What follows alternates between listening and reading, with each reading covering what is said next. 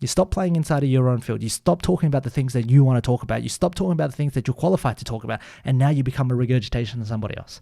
The fastest way to lose, the fastest way to not stand out is to be a replica of somebody else. This is the evolution of the Daily Revs podcast. And Daily Revs, I consider over the last 6 years of online business and building this game, I consider that podcast to be kind of the journey to building up the foundations. And this podcast here, the Category Kings, is going to be the evolution over the next decade. So from 2020 to 2030, hopefully it's a documentation of the journey of where we go, what we build, and hopefully along the way I can share with you kind of the stories and the lessons.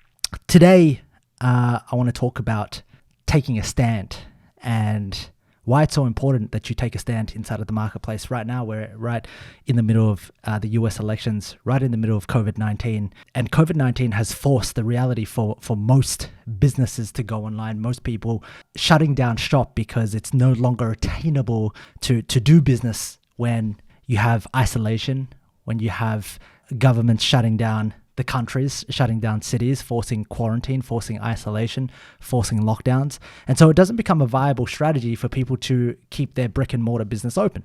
And so what we started to see in 2020 was this whole collapse of the economy and the volatility that businesses faced. And you see right now, there's a lot of businesses around the world that have shut their doors. At the very same time, there are businesses exploding inside of the online scene. Companies like Zoom, stock market has shot up. Amazon, he's just getting richer and richer by the day. But more importantly, the opportunity for you and I to be able to spread our message and to reach consumers now more than ever, there is the greatest opportunity because people are more susceptible to buying. The idea of buying online, buying a product or service, a program, an item, buying something from somebody online, transacting with them no longer becomes a novel thing of the past. When I started out in 2014, this was like, me going in and trying to sell online was the number one objection was this a scam? Well, I don't want to give you my credit card details. Are you going to scam me? There'd been scams. But what we're starting to see right now is this evolution of people buying things online. And so this transition has opened up a gateway. The transition has opened up the idea of more and more people buying. In the essence, what you can say is there is a gold mine. But with every gold mine, there comes competition. Right now, more than ever, you and I'm fighting for attention. I'm fighting to not only get attention, but keep attention. And then not only to be able to keep attention, but truly to make impact is to be able to serve our clients and our customers. And so as I'm thinking about modern man, modern parents, modern mama, modern day business, and how we're going to grow inside of 2020 and actually reestablishing our foundations from the ground up, the very first thing that I'm thinking about is the stand that I'm taking inside of the marketplace. Like, what are my principles and what is the stand that I take inside of Modern Man? What is the stand that Kerry and I take inside of Modern Parents? What is the stand and the values per se of what our company represents, what our brand, what we represent as leaders?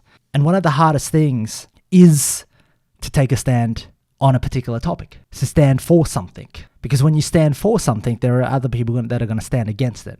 When I stand for a man's ability to take care of his own inside of business, and a man has to take care of his own so that he can actually be present with his wife and his kids, and Kerry takes a stand for women actually owning up their own taking care and filling up their own cup and not wanting to be liked, then there are going to be people out there that are going to persecute us. When I take a stand for a modern day business, in the sense that businesses can be run not by coaches coaching other coaches, but actual people, actual leaders that have an expertise, that have a skill set, that have an actual path, they can package and sell that inside of transformative programs, events and experiences. I'm then taking a stand out inside of the marketplace. But this requires courage. Like, it requires a lot of courage for me to sit down there and go, wow, I'm about to post something online. I'm about to say something inside of an advertisement. I'm about to say something inside of my podcast. I'm about to say something inside of my webinars that's going to trigger a few people. And the whole idea is to trigger people in the best possible way, but not everybody interprets the message the same way. There are people that can interpret your message a completely different way. And at the end of the day, starting a business online,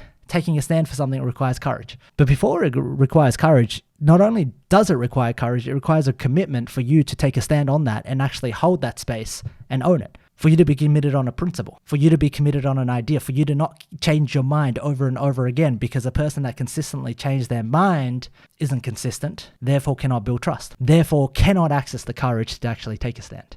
You don't have to actually take a stand inside of your business. You don't have to have the courage to take a stand, but here's the reality. If you're trying to build something and you want to stand out without taking a stand, it's impossible because you're going to try to copy all of your competition. And I did this for years. Like when I first started out, there was no stand. There was no having any courage whatsoever. I saw what other people did. I thought the idea that I could replicate their business model on what I saw on the outside, I thought I could model their funnel, their message, their ads, build everything on the outside. I could look at a house. I could actually build it, paper mache it all up, look at it from the outside, pretend I had the same house, but on the inside, the depth to actually build something that actually lasts, that has legs, isn't going to be built when you see other houses and you think that you can copy it, you can replicate it. And this has to be an experience over time. And so one of the biggest things that I get asked is, Lynn, like, what happens if my competitors copy me? And there are a lot of you thinking this out here. And I'm thinking this right now as I share this. And I'm like, well, what if people do copy me? And I'm like, great. They should copy me and they should go out and they should try.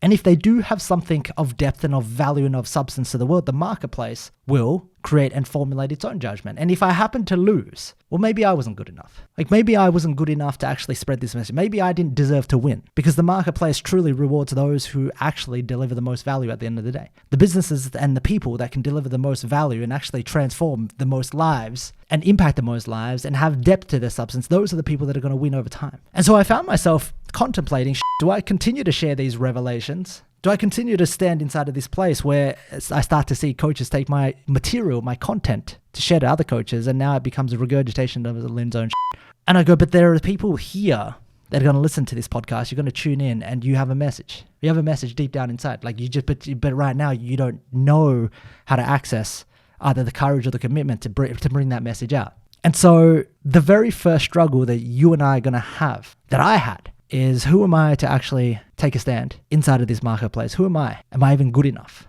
Am I even qualified enough? At the end of the day, once you start to recognize that you do the things that you take a stand for, that you follow and believe inside of your principles, that you are doing it from a right place, you'll find the courage to overcome this. Business is quite a funny game. And when I look inside of the business dynamics, there's this comparison syndrome between you and other people. There's this comparison syndrome between you and everybody else, seemingly crushing it online. And what happens is this comparison puts you in a negative state to think, wow, like you should be somewhere else, or you should do what they do because what they do, well, it's essentially working. And so you lose your North Compass. You stop playing inside of your own field. You stop talking about the things that you want to talk about. You stop talking about the things that you're qualified to talk about. And now you become a regurgitation of somebody else.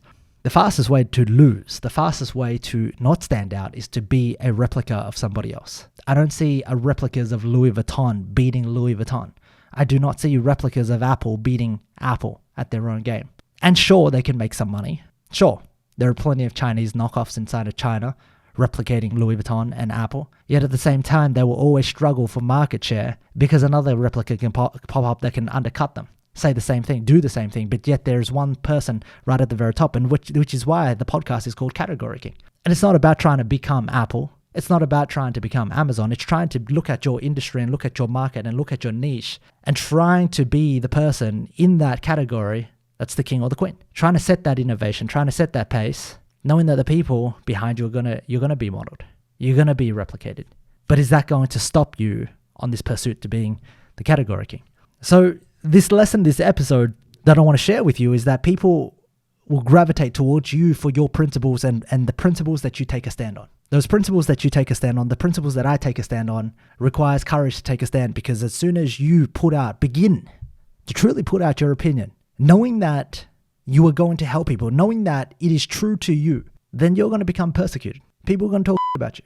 People are going to write on your ads. Your family are going to talk shit about you. Some people talk shit, but another group is going to stand by you. And so, ladies and gentlemen, we sit in a world where this is the reality of business and the landscape that we live in. Now, you might be wondering, Lynn, what if I don't want to take a stand? That's perfectly okay. You do you. If you don't want to take a stand, then there's a possibility that you will not stand out, that it'll be harder to get attention, that it'll be harder with all the saturation, the noise online, where everyone's seemingly saying the same thing across health, fitness, fat loss coaches, across marketing coaches, across people that can help you make money online, across relationships. People are seemingly saying the same thing. So who do you know who to trust? Who do you know who to listen to? Well, people are going to trust, and who people are going to listen to is the people that actually have the results. And they're going to start looking at actions rather than words. I want to leave you with this final thought. One of the craziest things about watching the US election and getting a glimpse of it is not knowing who the to trust. Like literally not knowing who the to trust. Like I look at the election and I go, who the should I trust? People are saying shit and they're blatantly lying. And yet at the same time, people are convinced that that's the truth. Like I want that to sit with you for just a second. So right now inside of the US elections, it becomes impossible to tell differences from liars and truth tellers. And the only way you can begin to access your truth and see who tells the truth is to see who the people around you are listening to, voting for, and why they're voting for that. And so now you're validating your belief system off somebody else's belief system who validated their belief system off somebody else. Accessing the truth becomes mere impossibility. Yet there is one thing that stands inside of your way, my way of being able to access the truth, which is having a look at somebody's facts, having a look at what they've done. The greatest way to be able to market your business and promote your business and to get people to buy from you and get people to be attracted to you is to be able to take a stand and back it up with your actions. That being said, I'm going to wrap up this episode. Leave a comment down below with your biggest takeaway from this. Comment down below if you need a spark, some sort of courage or commitment or take a stand and ultimately, well, what do you stand for inside of your business? And if you don't stand for something, well, is there something that you can begin to take a stand for? Is there something that you begin to go, wait, like I don't necessarily like what I see inside of the world, and this is the change that I want to create. That being said, have an absolutely amazing day. Have an amazing morning. I will unattend to my morning duties before my beautiful wife and Ocean wake up.